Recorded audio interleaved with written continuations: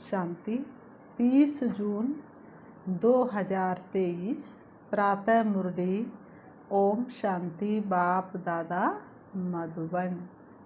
आज बाबा ने सुनाया, मीठे बच्चे, अब इस पुरानी दुनिया से, बाबा ने कहा, इस पुरानी दुनिया, पुराने मांडवे से अब दिल हटा लो। मिटने वाली इस दुनिया से है दिल लगाना क्या, ये तो दुनिया मिटने वाली है। तुम्हें बाप के पास वापस जाना है, इसलिए घर को याद करो। मीठे बच्चे, इस पुरानी दुनिया, पुराने मांडवे से दिल हटा लो। तुम्हें बाप के पास वापस जाना है, इसलिए घर को याद करो। प्रश्न बाबा ने किया, अपनी अवस्था अच्छी बनाने के लिए किस बात का बहुत बहुत ध्यान रखना चाहिए? अपनी अवस्था अच्छी बनाने के लिए किस बात का बहुत बहुत ध्यान रखना चाहिए? उत्तर में बाबा ने बताया, भोजन का। सेंसिबल बच्चे अपने हाथ से योग में रहकर भोजन बनाएंगे और खाएंगे। अगर कोई बाबा को याद कर प्रेम से बैठ भोजन बनाए और खाए तो अवस्था बहुत अच्छी हो सकती है। जैसा अन्न वैसा मन, जैसा पानी वैसी वाणी। बाबा की याद में भोजन बनाएंगे तो बाबा भी वासना लेंगे। सर्विसेबल बच्चों को बहुत फुर्त बनना चाहिए।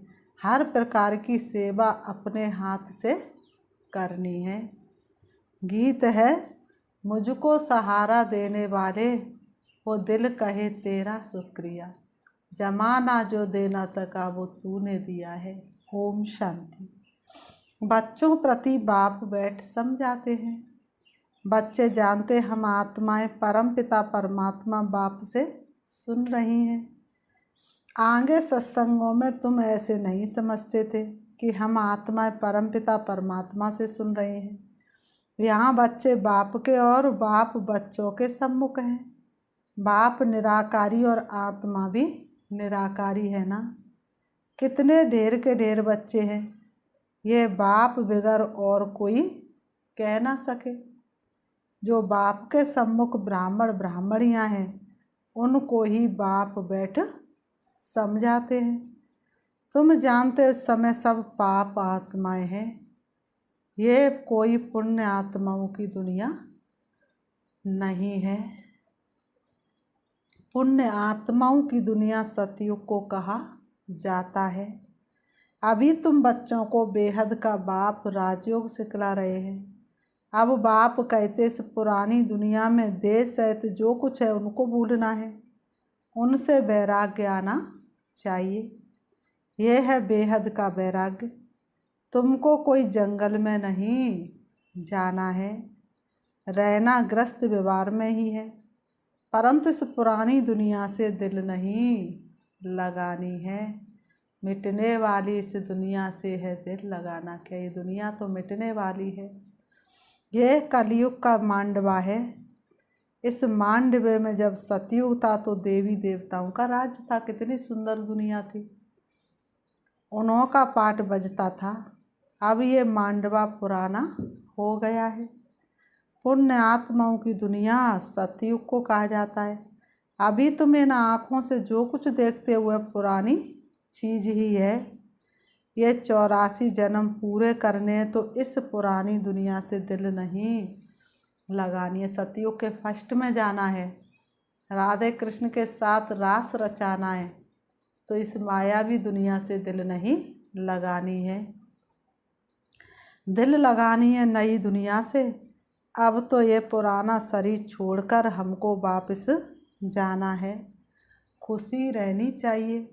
बाबा हमको फिर से वापस ले जाने आए हैं, तो फिर से हमको स्वर्ग में जाकर पाठ बजाना है। गोया ग्रस्त व्यवहार में रहते ममत्व मिटा देना चाहिए। पुरानी दुनिया को कब्रिस्तान बनना ही है। नाटक के एक्टर्स पाठ पूरा करते हैं तो फिर घर याद पड़ता है। तुम भी जानते हो हम ब्राह्मणों ने 84 जन्मों का पाठ बजाया। 84 का चक्र ही कहा जाता है। वर्णों को याद करना पड़ता है। शिव बाबा बैठ फूलों को देखते हैं। इनकी आत्मा भी देखती और फिर बाबा को भी याद करती है। बाबा ने हमको यह ज्ञान सुनाया है। वही बाप टीचर सतगुरु है, कोई शास्त्र तो हाथ में नहीं है। बच्चियां भी कहेंगी शिव बाबा ने सृष्टि चक्र की नॉलेज दी है, वह आपको सुनाते हैं तो सदगुरु ही याद पड़ेगा। आत्माओं के रूप से बाबा भी याद आता है। सारे वर्ल्ड की हिस्ट्री ज्योग्राफी भी याद पड़ती है। ये भी जानते वहाँ हम आत्मा नंगी रहती हैं। बाप तो सदैव अशरीरी है। अभी हमको इस शरीर द्वारा कल्प पहले मापिक शिक्षा दे रहे हैं। बरोबर हम आत्मा हैं। पुण्य आत्मा पाप आत्मा कहा जाता है। पाप व पुण्य परमात्मा नहीं कहा जाता है। सन्यासियों को भी महान आत्मा कहेंगे। अगर परमात्मा सर्वव्यापी हो तो महान परमात्मा कहा जाए। ऐसे तो बाबा ने कहा हो नहीं सकता कि परमात्मा बैठ यज्ञ तप आदि करे। भक्त भगवान को ढूंढते हैं। ये भी ड्रामा के अंदर भक्ति मार्ग की नूंद है। तुमको फिर से 21 जन्म सुख भोग, फिर 63 जन्म भक्ति मार्ग के अंदर चक्र में आना है। तुम जानते हो हमारा पाठ सबसे न्यारा है। हर एक अविनाशी आत्मा को अविनाशी पाठ मिला हुआ है। शरीर तो खत्म हो जाता है। आत्मा कहती हमने 84 जन्म का पाठ बजाया, अभी हमको पाठ पूरा करके वस्त्र छोड़ना है। इनमें ममत्व नहीं रखना है। आत्मा ही सब कुछ करती है। आत्मा पढ़ती है, कहती है हमने इतना पढ़ा है। इन आर्गन्स द्वारा आत्मा इनसे निकल जाती है तो शरीर को मुर्दा कहा जाता है। आत्मा कहती मैं अमर हूँ, तुम्हारी बुद्धि में अभी रहता है। बरोबर इस बेहद के ड्रामा में हमारा 84 जन्म का पार्ट है। अनेक एक्टर्स भिन्न भिन्न धर्म के हैं। भारत की बड़ी भारी महिमा है। क्रिश्चियन लोगों को भी भारत के लिए बहुत रिगार्ड है। समझते भारत ही प्राचीन है। उस समय क्रिश्चियन नहीं थे। क्रिश्चियन भी समझते हैं कि भारत सबसे प्राचीन है। भारत देश था तो क्रिश्चियन नहीं थे, परंतु वह सिर्फ कहने मात्र कह देते हैं कि भारत प्राचीन था। जानते नहीं कैसे प्राचीन था, कब था। वहाँ तो देवी देवताओं का राज था, जिनको भगवती भगवान कहते हैं।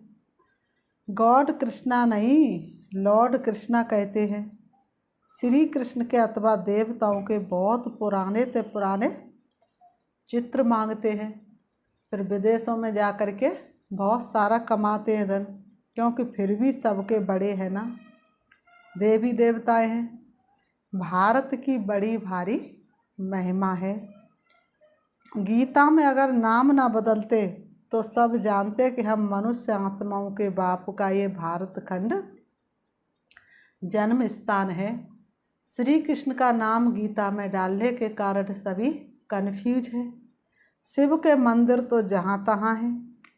पतित पावन बाप पतित दुनिया में ही आकर सबको पावन बनाते हैं तो ऊंच हुआ ना। महिमा भी होती है शिवाय नमः, पर शिव को यथार्थ रीति कोई मनुष्य जानते नहीं। तुम मात पिता हम बालक तेरे, तुम ज्ञान के सागर हो, तुम्हारी गतमत न्यारी है। कहते हैं भगवान की गतमत सबसे न्यारी, तो क्या गतमत न्यारी, क्या गत करते, क्या सदगति करते। तुम्हारी महिमा अपरंपार है, परंतु फिर उनको भूल जाते हैं। इसलिए भारत की महिमा उड़ गई है।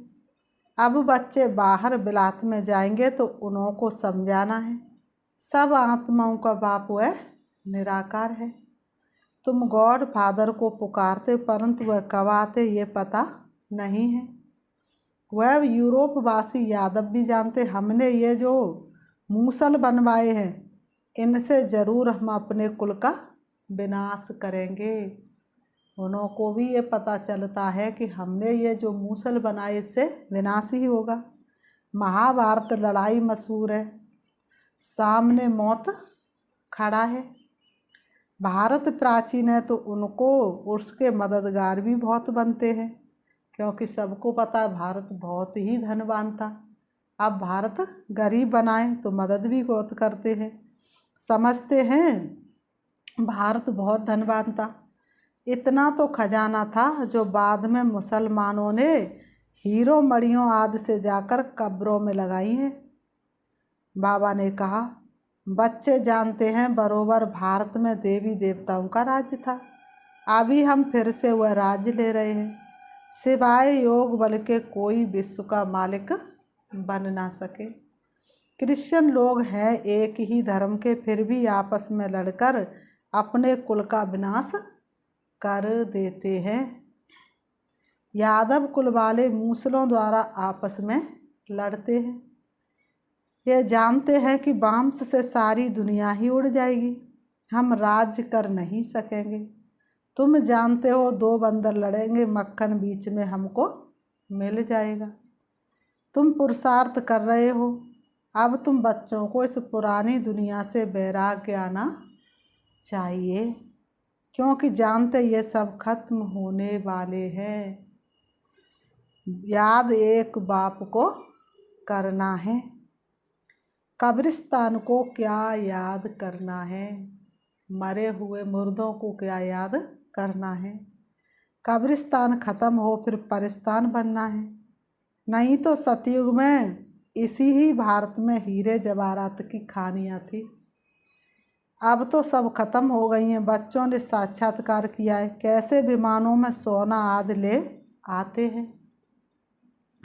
वह सृष्टि ही नहीं बन जाएगी। वहाँ कितने अच्छे अच्छे फल फूल होते हैं, हर चीज़ वहाँ अच्छी होती है। गंध करने व दुख देने वाली कोई चीज़ होती ही नहीं, इसलिए उनको स्वर्ग कहा जाता है। तो अब एक ही साजन सब सजनियों को ले जाने के लिए आए हैं। हे आत्माओं, सुन लो शिव का ये शुभ संदेश। शरीर तो सबके यहाँ खलास हो जाएंगे और सारी आत्माएं मच्छरों सदृश भागेगी।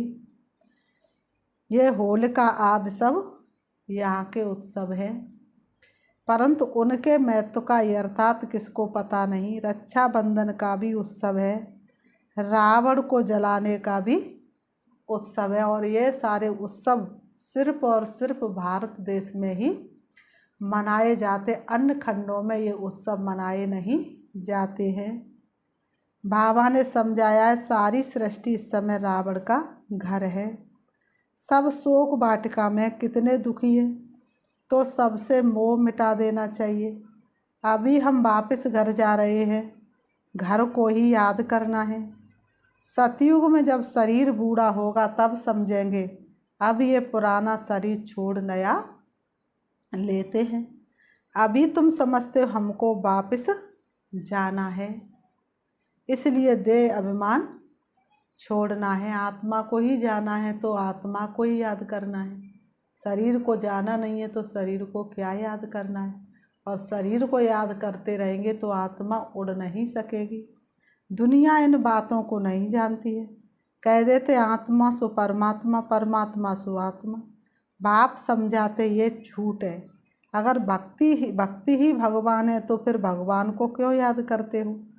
पतित पावन तो एक निराकार बाप गाया हुआ है।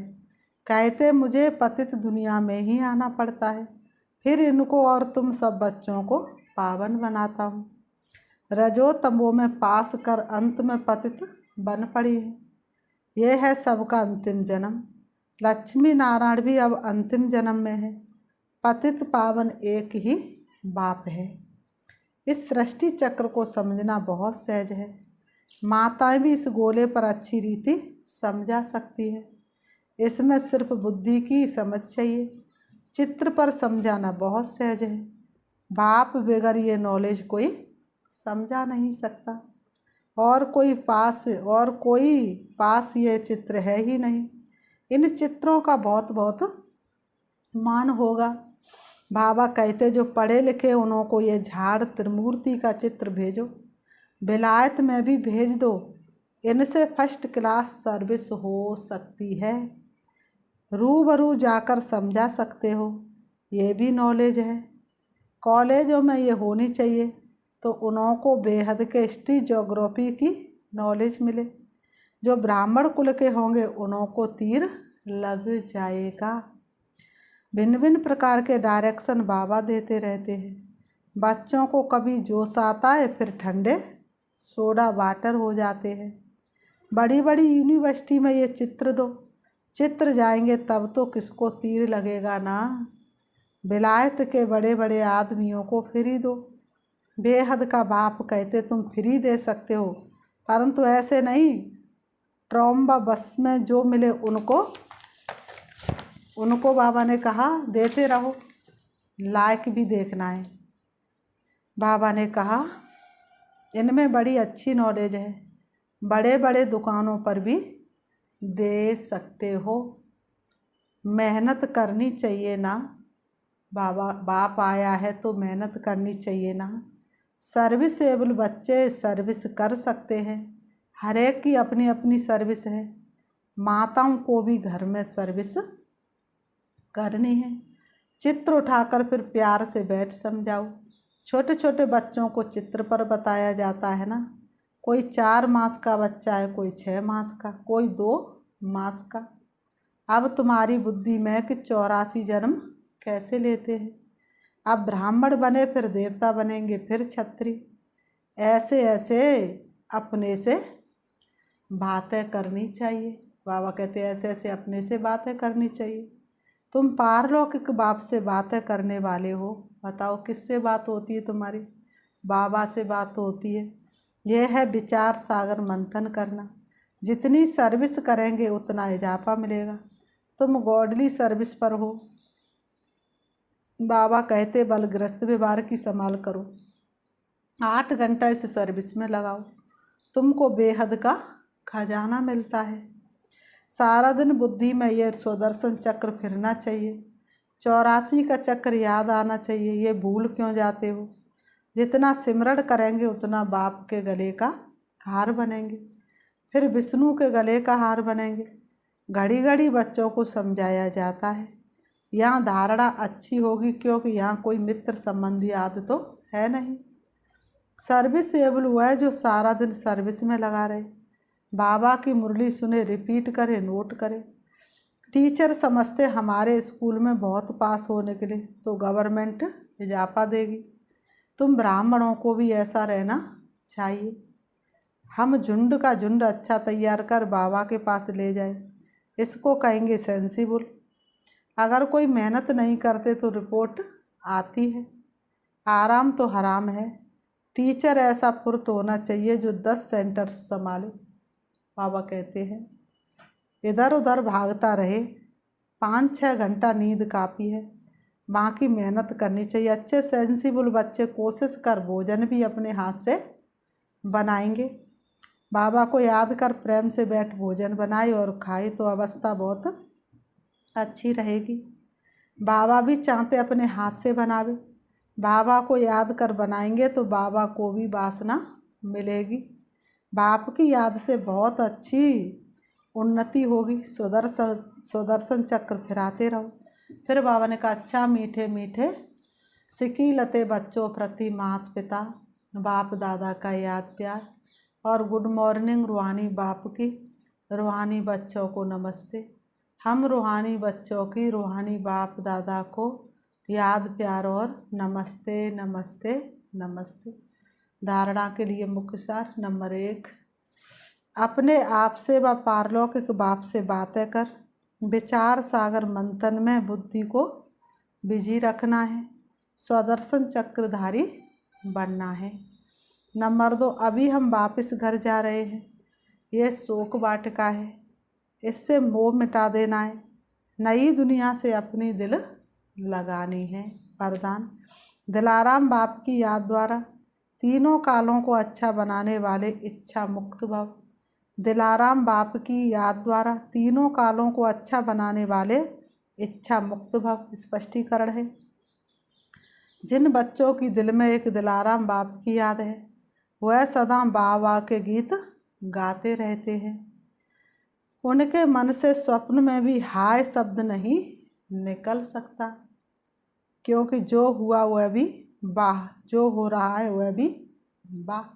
वाह बाबा वाह, जो होना है वह भी वाह। तीनों ही काल वाह वाह, अर्थात अच्छे ते अच्छा है। बाबा ने कहा तीनों ही काल बाबा है, अर्थात अच्छे ते अच्छा है। जहाँ सब अच्छा वहाँ कोई इच्छा उत्पन्न हो नहीं सकती, क्योंकि अच्छा तब कहेंगे जब सब प्राप्तियाँ हैं। प्राप्ति संपन्न बनना ही इच्छा मुक्त बनना है। स्लोगन। संस्कारों को ऐसा शीतल बना लो जो जो जो जोश व रोब के संस्कार इमर्ज ही ना हो। संस्कारों को ऐसा शीतल बना लो जो जोश व रोब के संस्कार इमर्ज ही ना हो। अच्छा, ओम शांति। अभी हम 5 मिनट प्यारे बाबा को याद करते हैं। देखेंगे अपने आप को, मैं आत्मा लाइट स्वरूप हूँ, अति सूक्ष्म हूँ, दोनों ब्रह्म के बीच ब्रह्मकुटी में विराजमान हूँ। परम धाम मुझे आत्मा का अपना निजी धाम है, परमानेंट घर है, जहाँ की मैं आत्मा रहवासी हूँ। सृष्टि रंगमंच पर मैं आत्मा पाठ बजाने आई थी। मुझे आत्मा ने बहुत सुंदर दुनिया, स्वर्ग, जहाँ पर दुख अशांति का कोई नाम निशान नहीं था, वहाँ से पाठ बजाना शुरू किया था। धीरे धीरे मैं आत्मा पाठ बजाते बजाते कलाहीन हो गई, शक्तिहीन हो गई, कलयुग के अंत में आ गई। परमात्मा को ढूंढने लगी। प्यारे पिता परमात्मा ने मुझे ब्रह्मा मुख के द्वारा सृष्टि के आदि मध्य अंत का ज्ञान देकर त्रिकालदर्शी बनाया। अब मैं आत्मा संगम पर हूँ। संगम पर बैठ करके तीनों कालों को देख रही हूँ और तीनों लोकों की सैर कर रही हूँ। मुझे खुशी का खजाना मिला, मुझे बाप मिला, इससे ज़्यादा और क्या चाहिए। अब मैं आत्मा अपने आप को संपन्न और संपूर्ण बनाने के लिए देह रूपी वस्त्रों से दूर, सृष्टि रूपी आंगन से दूर चली जा रही हूँ। सूरज चाँद सितारों से पार, सूक्ष्म वतन से भी ऊपर मैं प्रवेश करती हूँ। हल्के सुनहरे लाल रंग के आसमान में, जहाँ चमकता हुआ दिव्य सितारा है, वही मेरा शिव बाबा है। मैं आत्मा अपने दिव्य चक्षु के द्वारा शिव बाबा को देख रही हूँ। उनसे निकलती हुई शक्तियाँ मुझे आत्मा को पावन बना रही हैं, संपूर्ण पवित्र बना रही हैं। मुझे आत्मा को संपन्न और संपूर्णता की अनुभूति हो रही है। मैं भरपूरता का अनुभव कर रही हूँ। अब मैं शिव बाबा से शक्ति लेकर सृष्टि रंगमंच पर जा रही हूँ। मैं आत्मा परम धाम से नीचे, सूक्ष्म वतन से भी नीचे, तारागढ़ से भी नीचे, चंद्रमा से भी नीचे, सूरज से भी नीचे आ जाती हूँ सृष्टि रंगमंच पर। आकर के दोनों भ्रमों के बीच भ्रकुटी में विराजमान हो जाती हूँ। ओम शांति।